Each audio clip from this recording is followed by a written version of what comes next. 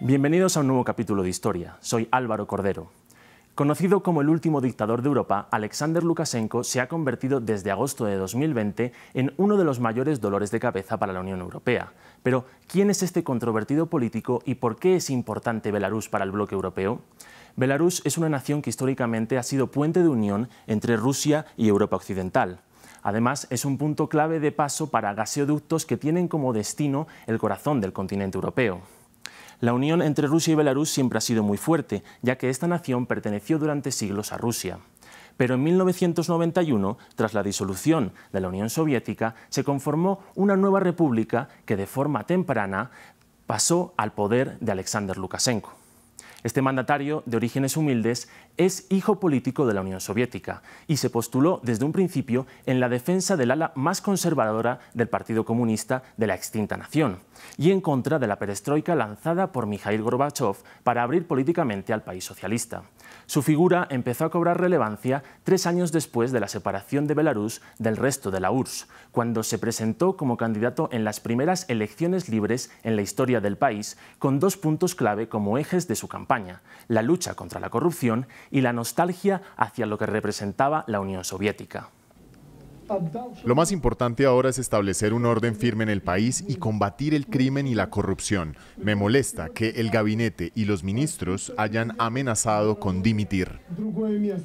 Pero su fortaleza en Belarus no se puede entender sin el apoyo determinante que siempre ha ejercido Moscú.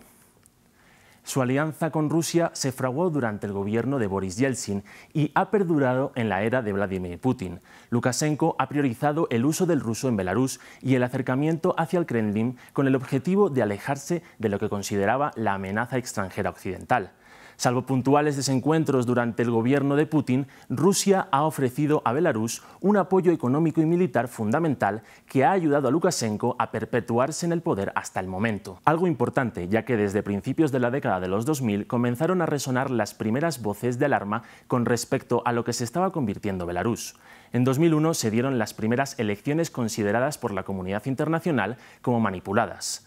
Lukashenko obtuvo el 75% de los votos y su poder siguió consolidándose con la eliminación del límite de mandatos en 2004, que le permitió ser reelegido en 2006 con el 83% de los votos. Resultados que el mandatario bielorruso siempre defendió. No es la primera vez que me enfrento al hecho de que Occidente esté preocupado. He estado trabajando durante 10 años y ustedes están preocupados durante 10 años con algo. Deberían calmarse y dejar de acusarnos de violaciones y falsificaciones. Yo creo que tienen muchos problemas similares. Al fraude se sumaron las denuncias de represión a opositores. Numerosas organizaciones y activistas intentaron desde los primeros años del siglo XXI apartar del poder a Lukashenko sin éxito. Las victorias del mandatario bielorruso fueron aún más aplastantes para las elecciones de 2010 y de 2015, donde un número importante de los candidatos rivales fueron perseguidos, encarcelados o tuvieron que marchar al exilio. Pero a pesar de la controversia, sus acciones represivas pasaban relativamente desapercibidas en el panorama internacional. Esto cambió en agosto de 2020. La oposición acudió a los comicios organizada en torno a la figura de Svetlana Tikhanovskaya, la última de todos los candidatos opositores que no había sido encarcelada, y demostró su fuerza en la calle. Lukashenko volvió a hacerse con la victoria, pero el fraude fue muy evidente ante la opinión pública, algo que desató unas protestas históricas en todo el país que hicieron por primera vez sentir amenazado al mandatario. Esto ocasionó que la represión aumentara y que miles de personas fueran detenidas durante todas las manifestaciones. Las cifras hablan por sí mismas. Se estima que más de 20.000 manifestantes fueron arrestados por las autoridades en los primeros meses de protestas. Detenciones que en muchas ocasiones fueron acompañadas de violaciones a los derechos humanos, torturas y vejaciones que fueron denunciadas por la Organización Mundial contra la Tortura o Naciones Unidas.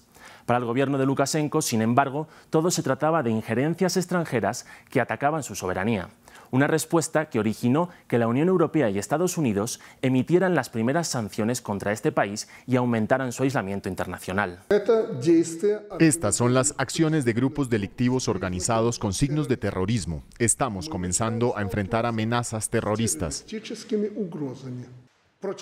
Ya no es una guerra de información, sino una guerra terrorista que se lanza contra nosotros en direcciones separadas.